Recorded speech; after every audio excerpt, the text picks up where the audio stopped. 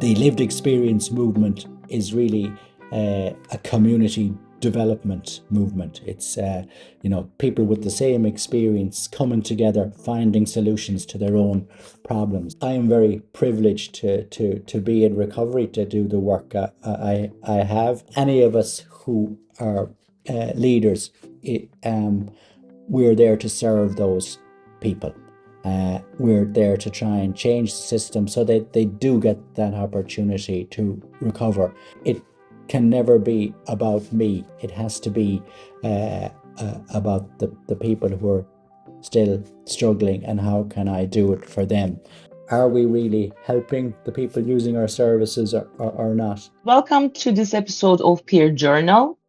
Today, we're with someone I'm really excited to speak to.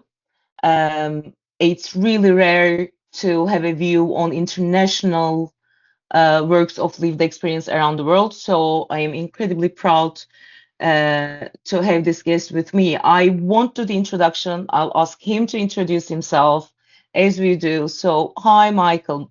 We have Michael Ryan. Could you introduce yourself to us, please? Hello, Neil, how are you? And hello to all your listeners, wherever you may be. I'm joining you today from the Republic of Ireland. I live in County Mayo, right on the shores of the Atlantic Ocean.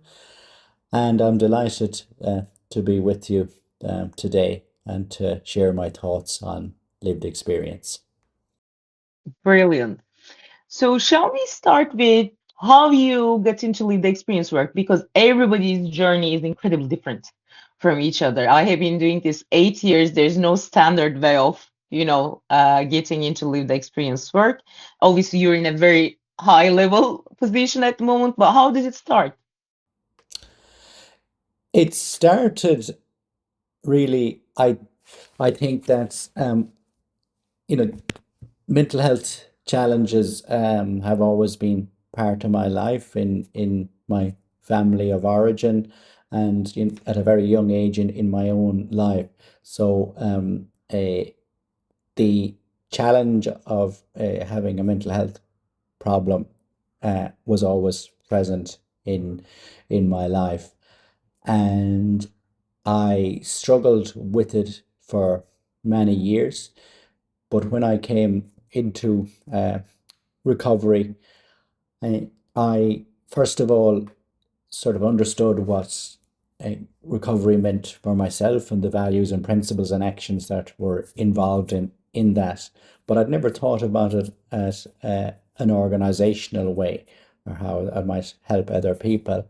Um, but I had a I was in a place of recovery, we'd say, and then I had a relapse. I thought when I was recovered that I was finished with mental health problems and mental health services, and suddenly then I relapsed, and I ended back up in hospital and in services. Uh, and that was a very difficult moment for me. But at that point in the service I was connected to, uh, they were becoming quite progressive in terms of realizing that um, maybe what we're doing isn't as effective as it should be, and we should ask the people who are using our services to become involved. So I became involved as an advisor. I became involved as a volunteer advocate. Sorry to interrupt for viewership. In what year was this? In time wise, where are we? How long ago was this? We're around 2010, and opportunities just opened up over the next few years. So as I said, I started out as a volunteer advocate and advisor. Then I got the opportunity to train as a peer support worker. Then I became a peer support worker.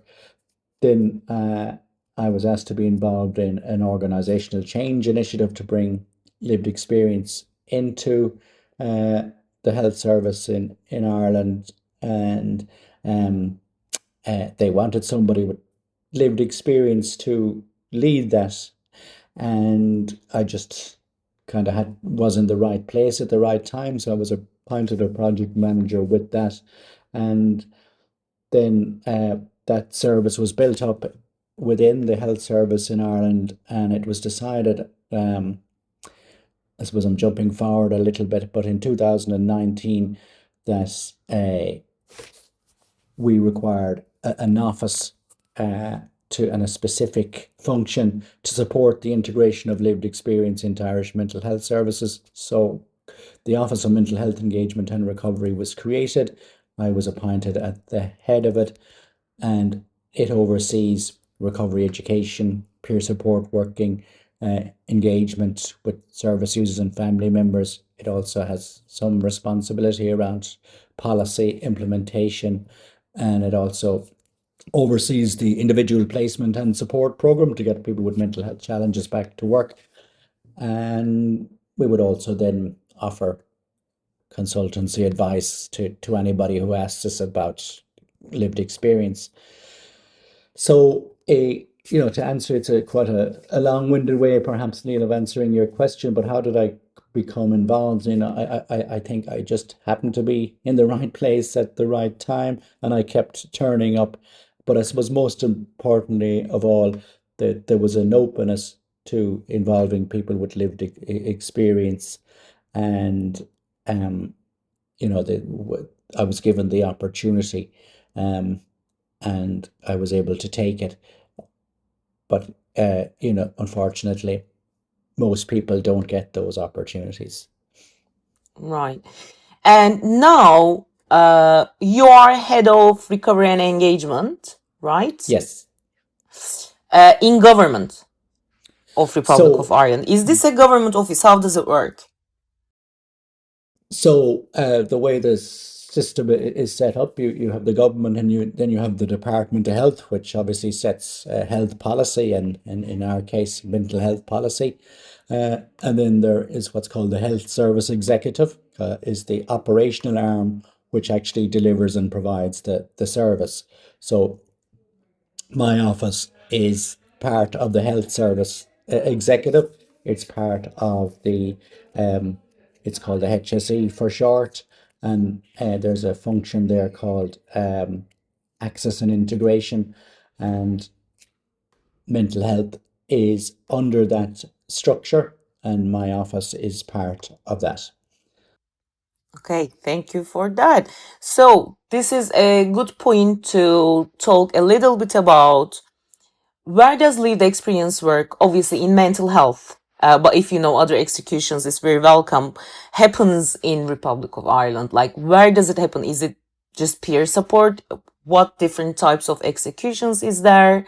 How it has been, since when it has been growing, for instance, when it started, a bit of a landscape.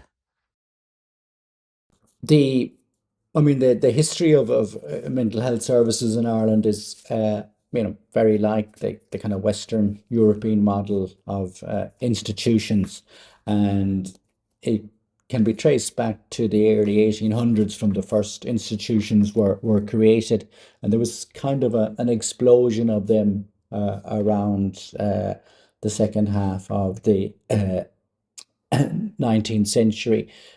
People who know Irish history will know that it was a very traumatic time. There was a very serious famine, so huge levels of immigration. So that was a huge traumas for the people. So you can see why there was a need to support their mental health, and but that's the understandings of mental health at that time, and for many years on, was around that it was really a clinical issue, and that it required medical interventions. So I suppose it was only in the development of the civil rights movements and so on in the United States in the 60s, 70s, and that kind of the psychiatric survivor movement developed, and that would have spread to Ireland in the 1890s. People, expressing their experience, their negative the impact that mental health had on their lives, and their experience of using services. So where I would put the timeline of starting in Ireland would be at 1999 at the establishment of the Irish Advocacy Network. So a new Mental Health Act came in 2001.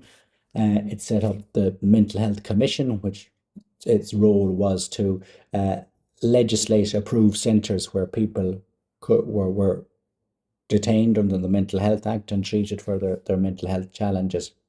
And it focused on setting up more community-based services, and there was a process to start closing the institutions.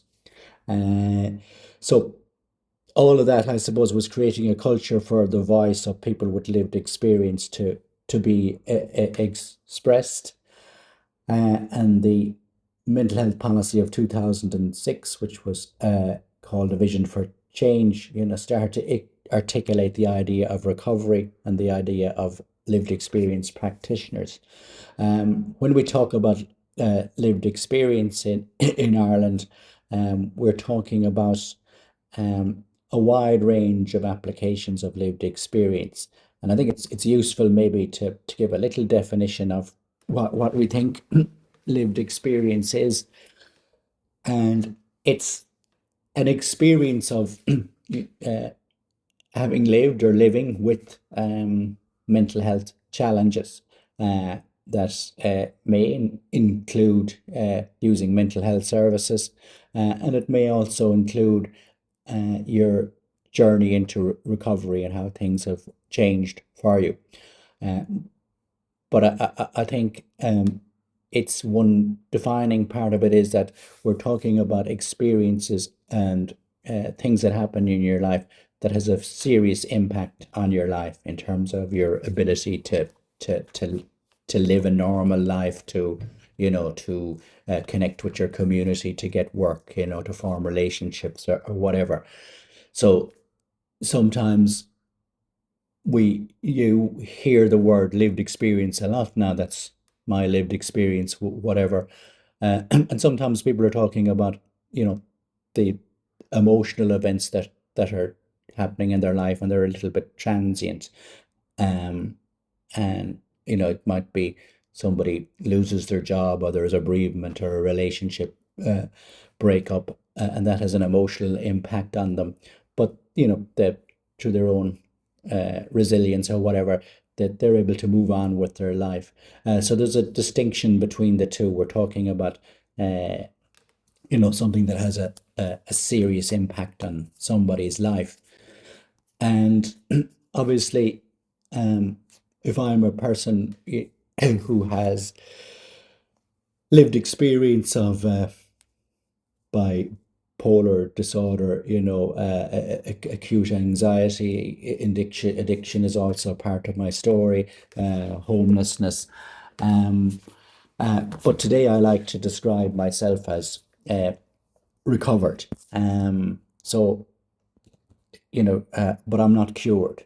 So that's not an oxymoron. What it means is that there are mental health issues still present in my life, but I'm able to manage them today. I control them rather than them controlling me. And the whole unmanageability and chaos that used to be in my life is not there anymore. And I'm able to function, to a fairly high level, uh, uh, to be the best version of myself I can be. So uh, that experience I have, or that so many other people have, is very useful to other people who are going through a similar experience. It's very useful to services, because I can talk about what worked, what didn't work, and what I think would be helpful. Um, and when we talk about recovery and lived experience, it needs to inform every part of the system, uh, from the time you enter the system to the time you're discharged, and everything that happens in between. And it needs to inform every level of the system. So from frontline teams to middle management to senior policy uh, developers. Sorry to interrupt again. Do you have representation in all of those, on all of those levels? We do, and that's our goal, is to make that as comprehensive as possible. So you can see then that that's there's a different level of lived experience required at each of those level, and e- e- everybody's lived experience story is sacred. It has value, and it should be honored. But if you think of the recovery journey, so at the beginning of my journey, I was in the throes of living with mental health challenges. So I didn't have knowledge of recovery at that time, or anything else. But my story was still very important for people to understand what I was going through. Uh, so after I came into recovery, after a period of time, 6 months or a year, I was able to. I had some recovery experience.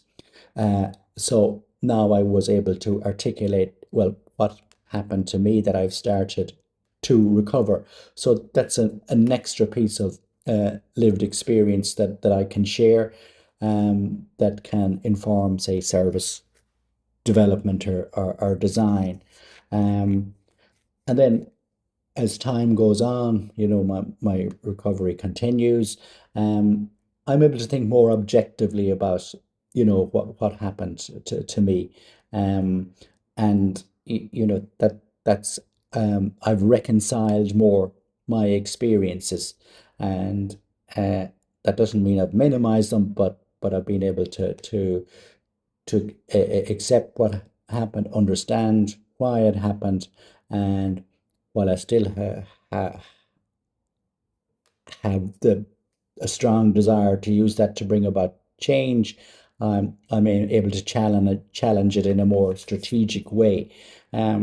So I can work at a different level of lived experience again. So there's a lot of different applications of lived experience. Um, we look at in Ireland.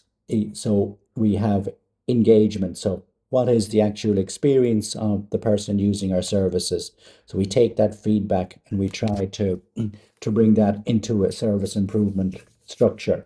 Um, so we have managers called area leads for engagement who work in different regions, and that's their job to gather that experience. We have peer support workers then who work on community or multidisciplinary teams, and their job is to support current service users in commencing their recovery journey, and walk alongside them a little bit. We have recovery education, which again is helping people to understand their own story, their own lived experience, what it might mean to them and how they might move forward. So it gives them that safe place to explore their story. So we have recovery educators, peer educators who work in that space.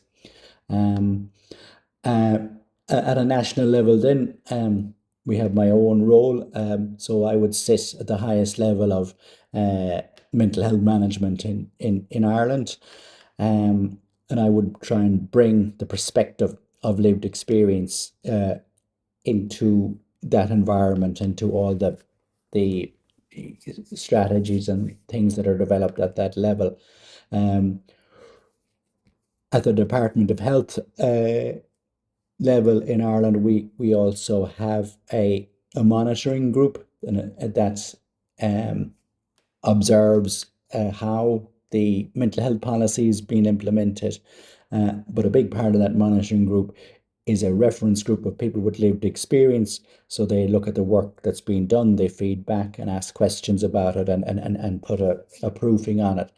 So you can see there that there's a range of lived experience applications, and each has a different focus. So I think one of the things I've always been strong about trying to articulate is, that this concept of lived experience is an expertise, it's a form of knowledge, and we need to treat it like that. Um, and I suppose that to, establish that concept, I think is the challenge for the lived experience movement going forward. Thank you for that explanation about different experience applications across Ireland. So before I ask that question, I want to ask, obviously this is not a real statistic, but roughly what percentage of all of these roles in mental health system, which is rooted in lived experience, are paid, and what percentage do you think would be voluntary?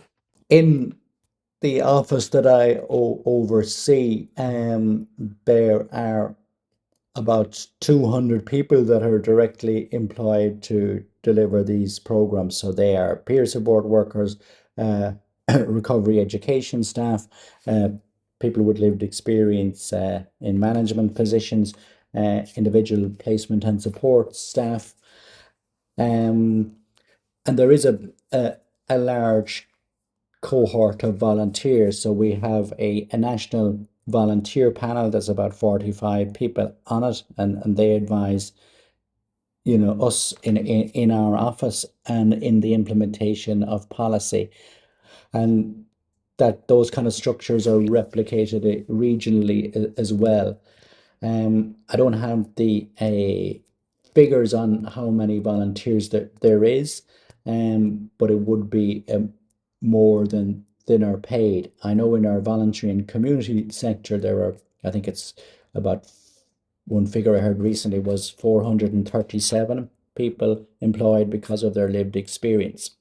In the Irish Mental Health Service, there is an overall staff of, where we're a small country, maybe compared to some of the listeners, there's an overall staff of 11,000. So we're talking about 200 people with lived experience.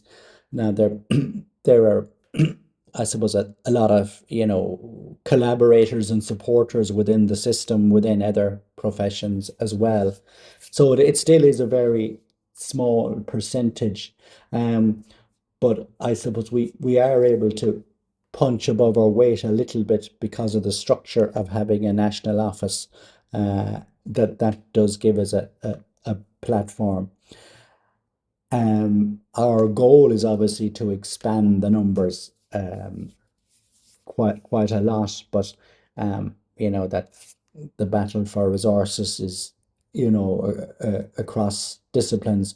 Um, but we are able to see an incremental increase from year to year, and we would have a strategic plan, that would set out optimum levels of lived experience application. So uh, we try to follow a population based approach, but we would like a peer support worker, for example, on every community mental health team.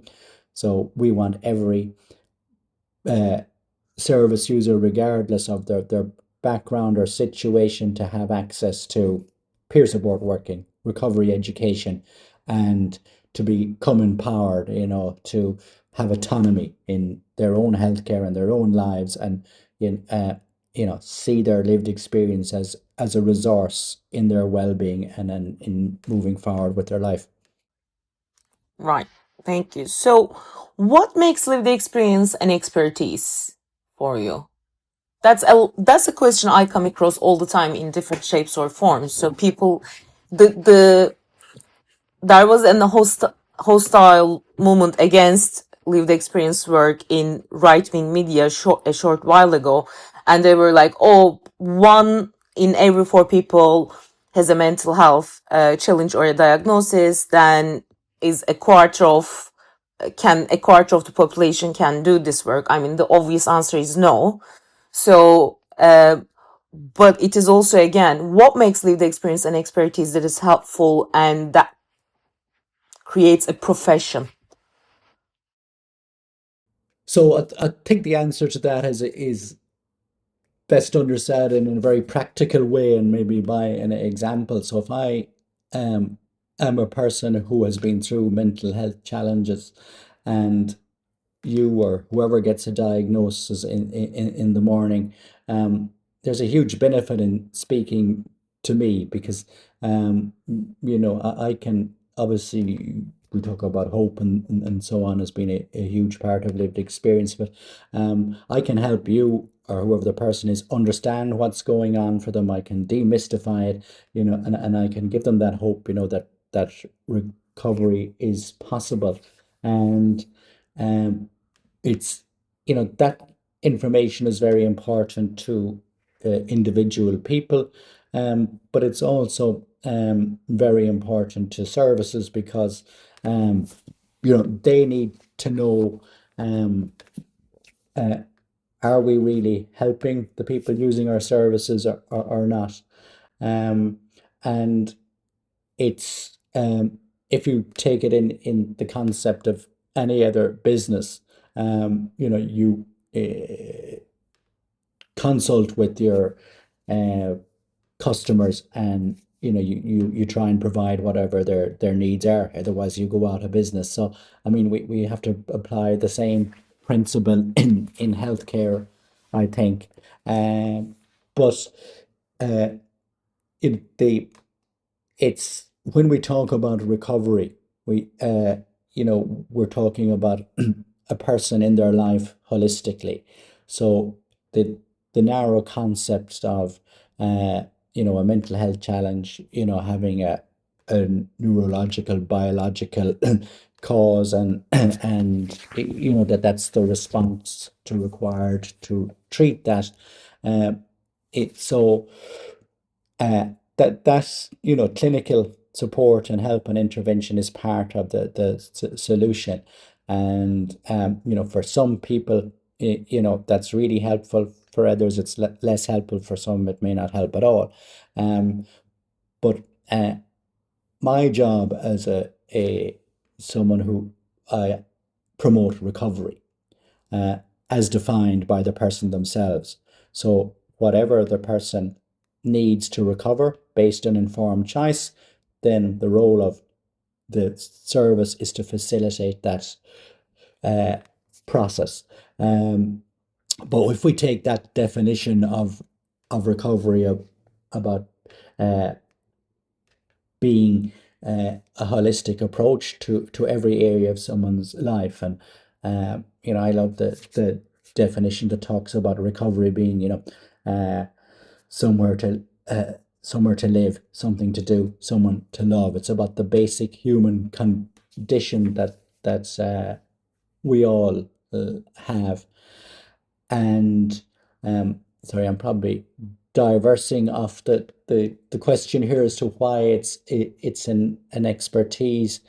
Um, but there in the one of the things that fascinates me is, so for many years I was very unwell, and uh, then say about 2012 I was starting to recover. So what happened for me between 2010, say, and 2012, there was an internal process that facilitated my recovery. And I think that's part of the expertise. What happens to a person um, that helps them uh, recover. Would it be reflection? What do you think about that? Because I'm constantly thinking about this. What makes lived experience an expertise? Can anybody who has lived experience can work in this? Well, as well as they have insight and reflective capabilities and able to convey that to other people, I think so, but I don't think it's as widespread because I'm moving towards basically power dynamics and social structure, actually, via this question, because we are used to value careers, value professions based on training bringing expertise by training. That's the main difference. So what I'm bringing to the table is not in any of the books. It's very unique, but also it's a skill set more than the knowledge. Yes, the knowledge plays a part, but it's more that this is how I dealt with life under these circumstances. Let's explore together how you can deal and come up with yours. So there's camaraderie in there, but there's a really important skill set. So coaching comes into it a little bit. That's why, for instance, in Where I Trust, we use peer coach as a term as well as peer support worker. So I'm moving towards that because there's also that brings a block in moving forward. Everybody we work with love what we do and thinks that everybody should know about it. But there are blockages. It's like bouncing back to the medical model constantly, it feels like, around the world. The tendency is more medical model, more medical intervention, even though the intention seems to be acknowledge psychosocial support. In practice, it seems to be a bigger challenge than sometimes we give credit to it. What do you think about that? Yes, absolutely. But I think it keeps coming back to that definition of recovery, and it's something that a person must do for themselves. Then now they can be supported to do it and facilitated and so on, but it's something uh, they must do for themselves. And what that looks like, uh, they have to discover for themselves. But to get to a place of a full and meaningful life, a person needs to, as you said, look in a reflective way inside of themselves. What does recovery look for me? How can I get there? And when there's another person with lived experience can share what they did, to me, that's the knowledge set. And as you say, it's a very practical skill. Um, but I don't think we can, in answer to your question, eh, I don't think we can forget about the rights based approach here, um, and that everybody has a right to direct the course of their own lives, and um, uh, what we know as well is that there may be a big reliance on the medical model and on medication and so on, and as I said, it's that's got its place, and for some people it's helpful, but it's not the it's just one part of the answer. And the reality is that um, uh, mental health challenges are spiraling. They're getting more and more prevalent. So what we're doing isn't working. So that's the narrative we've got to get out there. And if you look at projections from the World Health Organization and so on, they're saying that we're heading towards a pandemic of mental health challenges in the coming years. So that we have to look at a new pragmatically, we have to look at a new way of dealing with this, because what we're doing now isn't effective enough. It isn't effective at all for some people.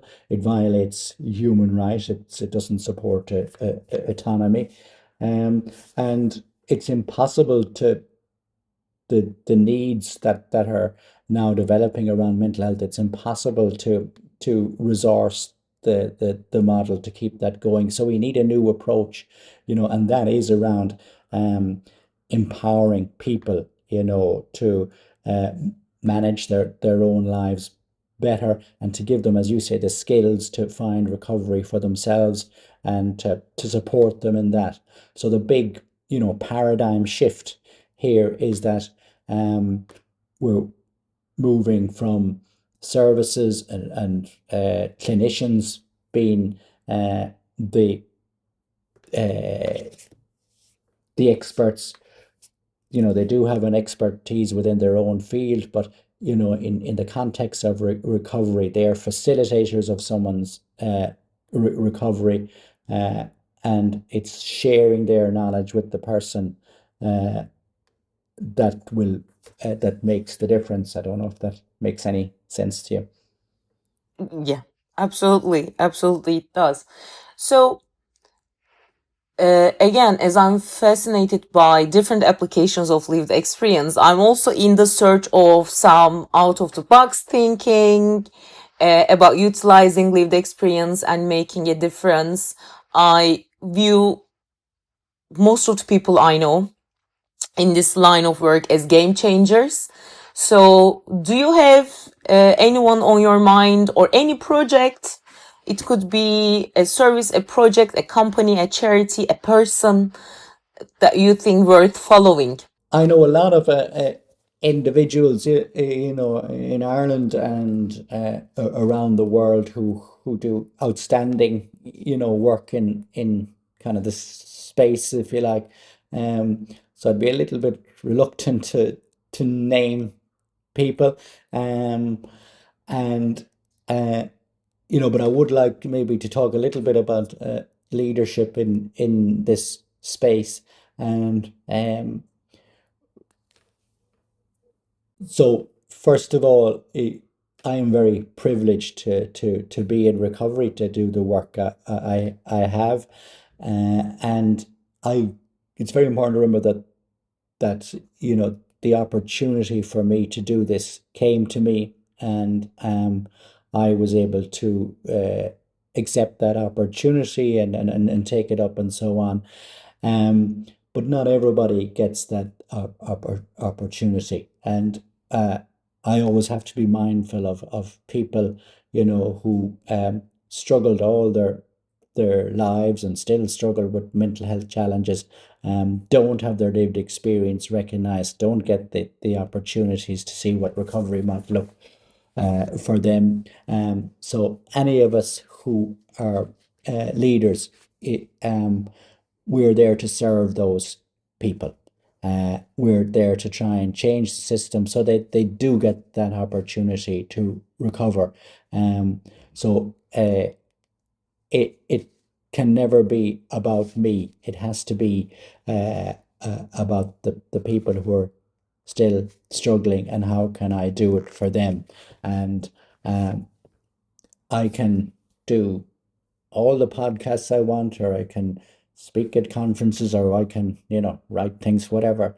Um, but if it isn't in some way helping people who are struggling today, or giving them hope, or giving some opportunity for more people to recover, then it has a little value. Organizations I do like, are grassroots.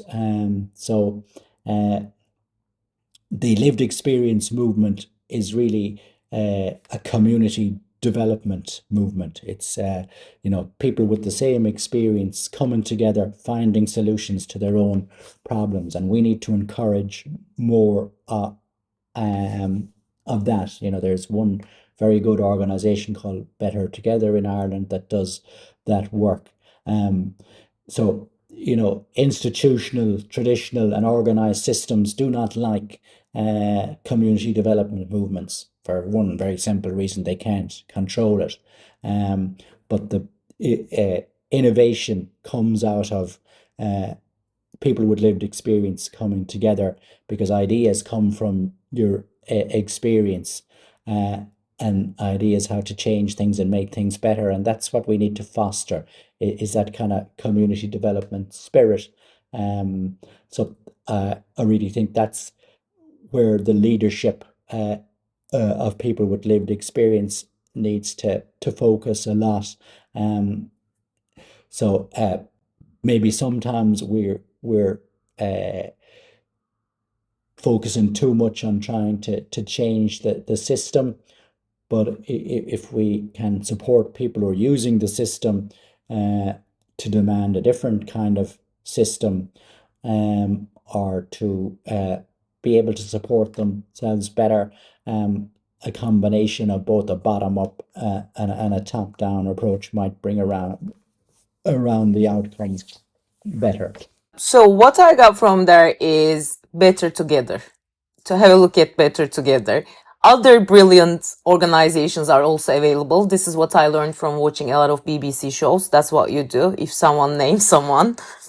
Um, so, how do you see future? What is in your imagination? How would you like to see the future of lived experience work? I would like to see the future of lived experience. I would like to see it recognized as that. I'm going to use a very academic term now, but I would like to see it established as an epistemology, as a knowledge set, as a form of expertise, and that's recognized as essential if we want recovery focused systems or services. Um, and I would like to see that concept properly recorded and articulated. Um, and one of my hopes would be that all mental health staff in their training schools, that there would be modules on recovery, on lived experience, and so on, and that uh, you know they would be delivered by people with lived experience. But I would also like to see the development of a suite, if you like, of academia around the whole notion of recovery and lived experience, from a very entry level thing. This is how I tell my story in a safe and effective way, right up to qualifications for peer support workers, recovery educators, masters in lived experience, PhDs, so that this academic uh, knowledge set is really created and understood, and I think that would help bring about the change of culture and so on that's needed. I would like to see uh, more unity, more collaboration, more joined up thinking across the lived experience community. So that probably requires better communication. So uh, across countries, there's a lot of people doing very good work, but they don't know that somebody in another country is doing that as well. So how can we get it all together? How can we ensure that there's a standard, so that there's fidelity to values and principles of lived experience, that there's a standard of good practice around it. I would love to see kind of an organization or a central repository of knowledge for lived experience, that could articulate, that expertise. I always recall during the COVID pandemic, and there used to be on Irish radio anyway, people coming on speaking about, how do you cope with this, and you need resilience and so on. And it would be Professor XY from, wherever, or some very senior clinician, and that they do have knowledge in that. But to me, at a practical level, the people who really understand resilience and coping are the people who live with mental health challenges every day of their lives, and they're the people you should be talking to. So, we need a recognition um, of that knowledge set being available. But, we need to be, the service user lived experience movements need to be able to articulate it then. So we need an organization or something that we can do that. Um, so my vision for lived experience is that we can get it recognized as a really important knowledge concept, but that also we have the vehicles to articulate it, and that we can ensure that there's good practice and good standards in everything around lived experience, and most importantly of all, that everybody has the opportunity, to avail of, what lived experience has got to offer, and particularly at the level of individuals themselves, that they can start to own their own lived experience, own their own recovery, and that uh, the stigma kind of falls away from it. So one thing I would like to say that's very important is that we need to try and demystify uh, mental health challenges and what it's like for a person. And I think uh, you mentioned a stat earlier, 1 in 4 experience a mental health challenge in their life. Um, a lot of that possibly is on the milder end of the emotional distress we talked about earlier. But some of it is obvious, can be more serious. But um, uh, we need to connect people to their own lived experience. And really, what we're talking about is connecting them to their own humanity, to thinking about those situations of emotional distress they were in when they lost their job or whatever it might be. You know, how did it feel? What helped them? What advice would they give to someone else in in that same situation?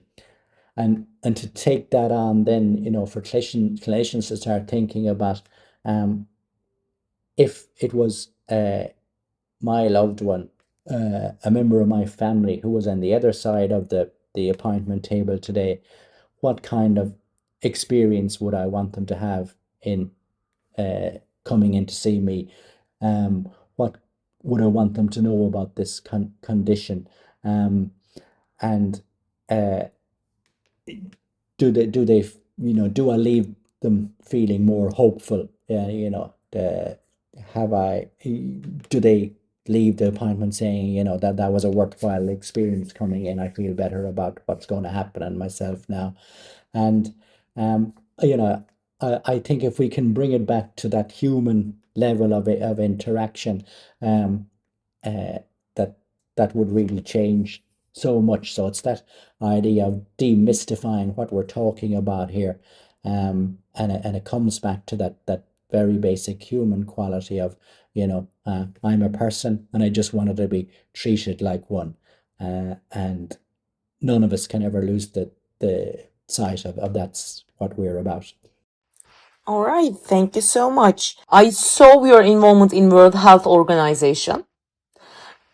I Can you give a brief overview of what happened with World Health Organization in terms of lived experience work in mental health? So I've been part of a process, a group in the World Health Organization that came together to develop a roadmap to introduce lived experience into uh, health systems across Europe. Um, and you'll find it on the WHO website, but it's called transforming mental health systems through the integration of lived and living experience.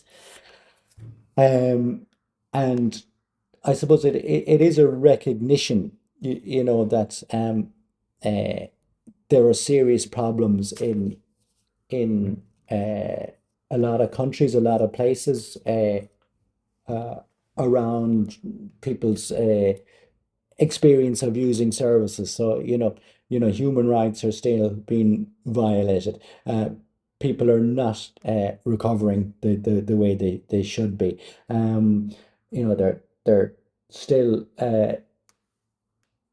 poverty rates, unemployment rates for people with lived experience are all very high. So as we said earlier, that the system isn't working. So in fairness to the WHO, they've recognized this, and they said, we need to talk to the people who are using the systems. How can this be addressed? And they see the solution, quite rightly, as integrating lived experience as that form of expertise into the systems. So I was asked to chair a task force to developed this roadmap. And there's a couple of phases to the roadmap itself. Was published in June 2025, and we're now working on phase two, which is developing capacity building programs and trainings on each of the six roadmap actions as to how you would implement them. Um, but I mean, I think it's a very important development because, it's an important step in what we were talking about earlier in recognizing the importance of lived experience, the knowledge set it brings, and, at a very practical level, then saying, well, how do we bring it more into the work that we do in services? Brilliant. So finally, where do you find the inspiration and or hope personally? I know that the work I'm trying to do is good work because it's uh, my life was transformed by the gift of recovery. Um, there was a suicidal ideation was part of my life. And there was a time I didn't want to live. I wanted to die. Today I have life and I have it to the full. Um, so I'm always very grateful. And I treat recovery as uh, the analogy I would use is a horizon. So when you see a beautiful hilltop or something, and you reach that hilltop, you see another more beautiful scene further ahead of you. So that's like recovery. When you achieve one goal, another one beckons before you. Um, but what really inspires me and gives me hope, and is when I see other people's lives transformed, when I see other people recover, when I see the joy and the happiness and the hope that brings into to people's lives. Um, and it's also when I see a clinicians and mental health staff, embrace this way of working and see, um, that it's a better way of doing things. And one of the things I think is very important to say is to acknowledge the work that a lot of mental health professionals do. And, uh, people with lived experience are not the only people with the capacity to be compassionate and kind and so on. And I still believe, in some level at the old notion of vocation that people come into to work in healthcare or in mental health care because it was, at a level somewhere inside them, they want to help people. It's not necessary because it's a good profession or something. And that's the hook I'm looking for, And when you find that, and that they're working in a way that's helping people more and changing their life, that's beautiful to see as well. So um I truly believe in this concept of recovery. So when I see it in action, that's what gives me hope. And to have any small part in helping somebody else achieve that, uh, that's worth, it's unmeasurable, to see another person's life transformed because I know what it's like to live in a place of terrible suffering, and I know what it's like to be freed from that, and seeing that in other people, and you know, uh, believing that in some small way, as I said, I can help other people achieve that. That's what keeps me going. Brilliant. So, have you got any questions for me? I'm wondering, obviously, you're engaging with a lot of people with lived experience and so on. Is there a vision for you emerging of how you see the lived experience movement being brought forward. What have you heard that you think is really enabling things to change, and what do you think the challenges are that we need to look at? I'll start with how I dream of it as like my future vision of lived experience, which might give answer to all aspects, is that I think peer support, especially, there are different applications of lived experience, but specifically peer support, I think should happen in the community.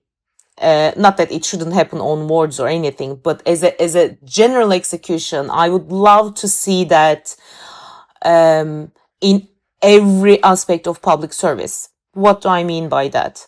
So if you're working, if you have a housing department, people who have lived experience of homelessness should work there. If you should have a peer support team in fire brigade for recovery after going through a fire. So basically, I would love to see representatives of lived experience in that area working for the people and with the people and inform every aspect of that public service. I think that would make a huge difference in every aspect. Another very inspiring part of peer support is the connection aspect. I think I found my own recovery and healing through the work I do by connecting people from very different backgrounds, very different walks of life, and that kept me hopeful. I'm not a person who is very good at hope. My advantage is I don't wait to feel hopeful to take action, but it can leave areas for really dark periods of time if you don't have to hope while you are taking action. I would love to see that happening in local authorities, in every public service, and I would love to have a peer hub in every neighborhood for whatever people are going through, to drop in. I don't know if that answers your question.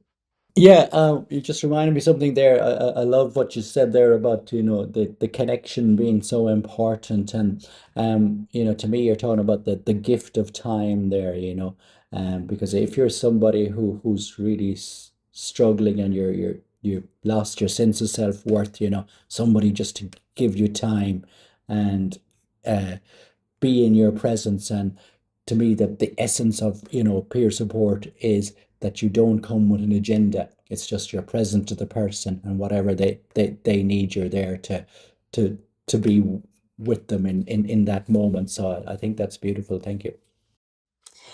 Thank you very much. So we are at the end of our episode. Thank you so much for your time. Brilliant insight, brilliant knowledge you brought to the table. Thank you so much for that. Thank you, Neil. It was a real pleasure to speak with you, and I, really admire the work you're doing. It's great that there's these opportunities for us to get the message of lived experience out there, but in a challenging way, where we're open to be questioned. What does it really mean? Is it really working? Has it real value?